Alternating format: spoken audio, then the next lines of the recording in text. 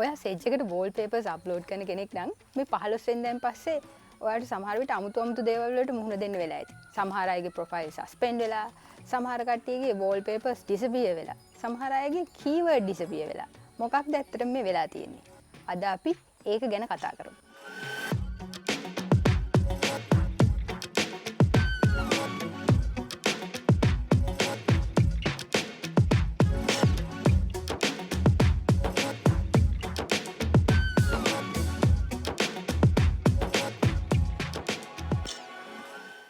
මේ හැමදේම වෙන්න හේතුව තමයි Zedge එකේ මේ 15 වෙනිදා ඉඳලා සිද්ධ වෙච්ච policy changes. මෙතනින් මම විශේෂයෙන්ම කතා කරන්නේ profile naming rules සහ tagging rules වල සිද්ධ වෙච්ච වෙනස්කම් ගැන. ඔයාගේ Zedge එකේ profile name එකක් වෙන ප්‍රසිද්ධ පුද්ගලයෙක්ගේ නමකින් හරි. ඒ කියන්නේ අපි හිතමුකෝ celebrity කෙනෙක්, එහෙම නැත්නම් cartoon character එකක් වගේ දෙයක් ගැන. එහෙමත් නැත්නම් brand name එකක්, trademark name එකක් වගේ දෙයක්. අන්න ඒ වගේ දෙයක් ඔයාගේ ප්‍රොෆයිල් නේම් එකට යොදලා තිබුණා නම් ඔයාගේ account එක 15 වෙනිදා ඉඳලා සස්පෙන්ඩ් වෙනවා. ඒ වගේම තමයි ඔයා Zedge එකේ ප්‍රොෆයිල් නේම් එකක් විදිහට Zedge එකේ තියෙන කැටගරි එකක්, broad search name එකක්, එහෙමත් නැත්නම් holiday එකක් වගේ දෙයක් use කරලා තිබුණත් ඔයාගේ account එක සස්පෙන්ඩ් වෙනවා. දැන් උදාහරණයකට ඔයාගේ ප්‍රොෆයිල් නේම් එකක් ඔයා නම් කරලා තියෙනවා නම් game, nature, music වගේ අන්න ඒ වගේ ප්‍රොෆයිල් 15 වෙනිදා ඉඳලා සස්පෙන්ඩ් වෙනවා. මොකද මේක Zedge වල කැටගරි එකක් හින්දා. ඒ වගේම ඔයාගේ ප්‍රොෆයිල් නේම් එක live wallpaper වගේ එකක් දාලා තිබ්බනම් ඒත් ඔයාගේ account එක සස්පෙන්ඩ් වෙලා ඇති. මොකද ඒකත් Zedge වල වෙනම තියෙන කැටගරි එකක් නිසා. ඊළඟට ඔයාගේ ප්‍රොෆයිල් නේම් එකට dogs, cats, එහෙම නැත්නම් trees වගේ broad කැටගරි එකක නමක් දාලා තියෙනවා නම් ඒත් ඔයාගේ portfolio එක සස්පෙන්ඩ් වෙලා ඇති. මොකද broad කැටගරි එකක නමක් ප්‍රොෆයිල් එකට දාන එකත් Zedge එකෙන් තහනම් කරලා තියෙන නිසා. ඒ වගේම ඔයාගේ ප්‍රොෆයිල් නේම් එකට Christmas, New Year, Thanksgiving වගේ දෙයක් දාලා තිබ්බත් ඒක හොලිඩේ එකක් රිප්‍රසන්ට් කරන හින්දා ඔයාගේ account එක මේ වෙනකොට සස්පෙන්ඩ් වෙලා ඇති. ඒ වගේම තමයි ඔයාට broad category දෙකක් එකට combine කරලා profile name එකක් හදන්නත් බෑ.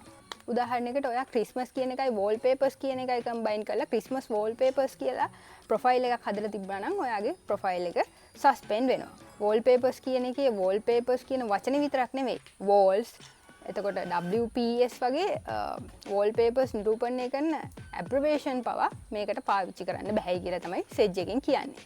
ඒ වගේම ඔයාට එකම වචන repeatedly භාවිතා කරලා profile name එක දාන්නත් බැහැ.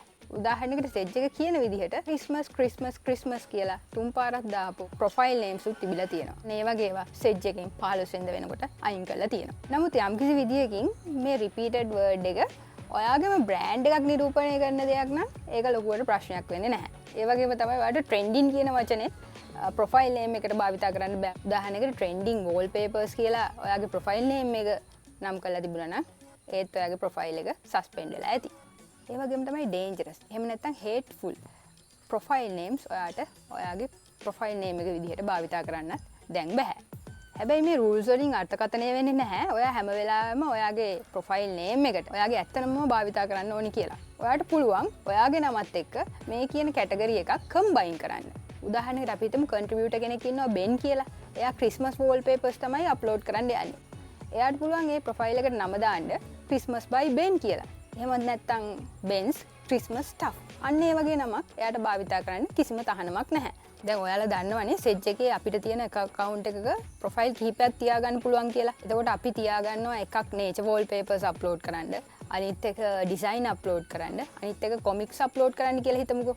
එතකොට මේ ඔක්කොම upload කරන පුද්ගලයා අපි හිතමුකෝ එයාගේ නම Ben කියලා. එතකොට Benට පුළුවන් එයාගේ මේ profile ටික නම් කරන්න nature by Ben, comics by Ben, design by Ben, අන්න ඒ වගේ නම් වලින්.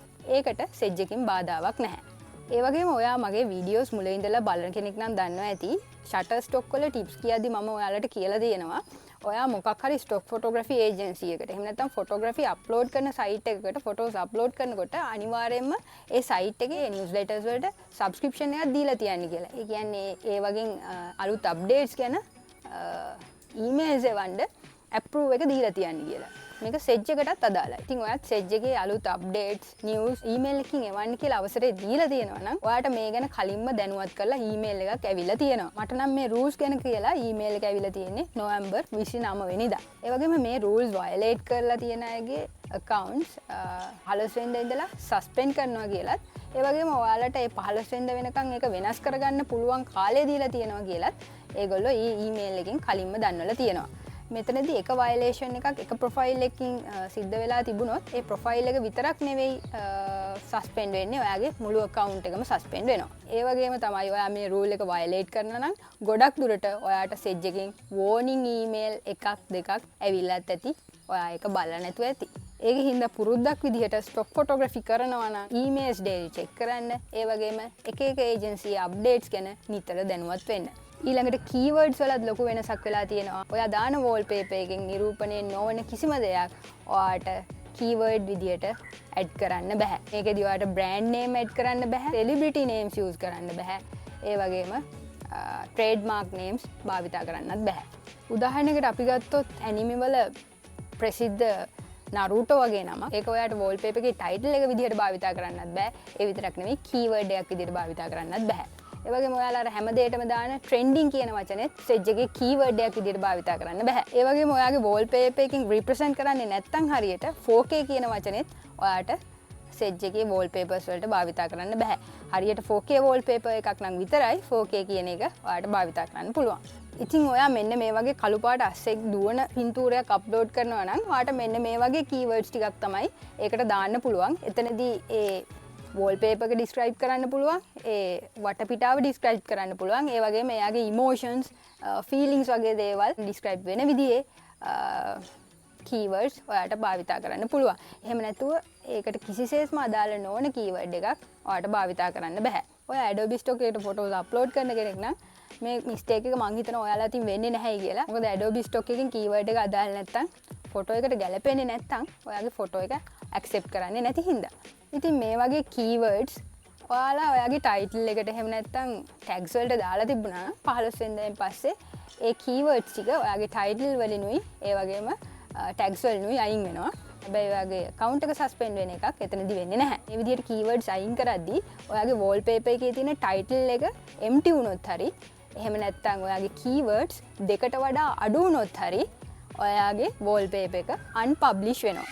ගොඩක් අයගේ wallpapers මේ වෙනකොට unpublish වෙලා තියෙන්නේ අන්න ඒක හින්දා. අපි උදාහරණයක් අරන් බලමුකෝ. anime wallpaper එකක් upload කරලා තියෙනවා. wallpaper එකේ නමට දාලා තියෙන්නේ Naruto කියලා. ඊට පස්සේ tags 3ක් විතර ඒවා දාලා තියෙන්නේ Naruto, anime ඊළඟට trending කියලා. එතකොට මොකද වෙන්නේ? Naruto කියන එක character name එකක් හින්දා ඒක භාවිතා කරන්න බැරි හින්දා ඔයාගේ wallpaper නමිනුත් ඒක අයින් වෙනවා, tags වලිනුත් ඒක අයින් වෙනවා. wallpaper එකේ නම අයින් වෙන හින්දා කොහොමත් ඔයාගේ wallpaper එක unpublish වෙනවා. එහෙම නොවුනත් tags වලින් ඔයාගේ Naruto කියන නමයි ඒ වගේම තහනම් වෙච්ච trending කියන නමයි දෙකම අයින් වෙන හින්දා tags දෙකට වඩා අඩු හින්දා ඔයාගේ wallpaper එක unpublish වෙනවා. මෙහෙම unpublish වෙන wallpapers එයාලගේ system එකේ red flag වෙනවා.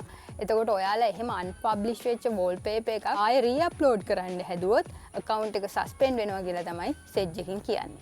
මොකද ඔයාලගේ wallpaper එකෙන් ඒ කියන tags ටික අයින් කරගන්න ඕමනා තරම් කාලයක් සති දෙකකට වඩා වැඩි කාලයක් ඒගොල්ලෝ කලින් දීලා තිබ්බ හින්දා. Zedge එකේ moderator team එක කියන විදිහට දෙසැම්බර් 15 වෙනිදා වෙනකොට මේ විදිහට අයින් කරපු tags ගාන 4,55,000ක් විතර වෙනවා. ඒ වගේම wallpapers 6,000ත් 7,000ත් අතර ප්‍රමාණයක් unpublish කරලා තියෙනවා. මේ අලුත් rule එක දෙසැම්බර් 15 වෙනිදා ඉඳලා ඔයා upload කරන අනිත් wallpapers වලටත් වළංගු වෙනවා. ඉතින් 15 වෙනිදාන් පස්සේ ඔයාගේ Zedge account එක suspend වෙලා නම් wallpapers වලින් tags disappear වෙලා නම් එහෙම නැත්නම් wallpaper එක පිටින්ම unpublish වෙලා නම් ඒකට හේතුව තමයි මේ ටික. සාධාරණ හේතුවකින් තොරව ඔයාගේ account එක suspend වෙලා කියලා හිතනවා නම් ඔයාට Zedge එකෙන් appeal එකක් කරන්න පුළුවන්. හැබැයි ඔයා rules violate කරලා නම් moderator team එක කියන විදිහට ඔයාගේ Zedge account එක ආයෙ recover කරගන්නවා කියන එක ගොඩක් විට වෙන්නේ නැති දෙයක්.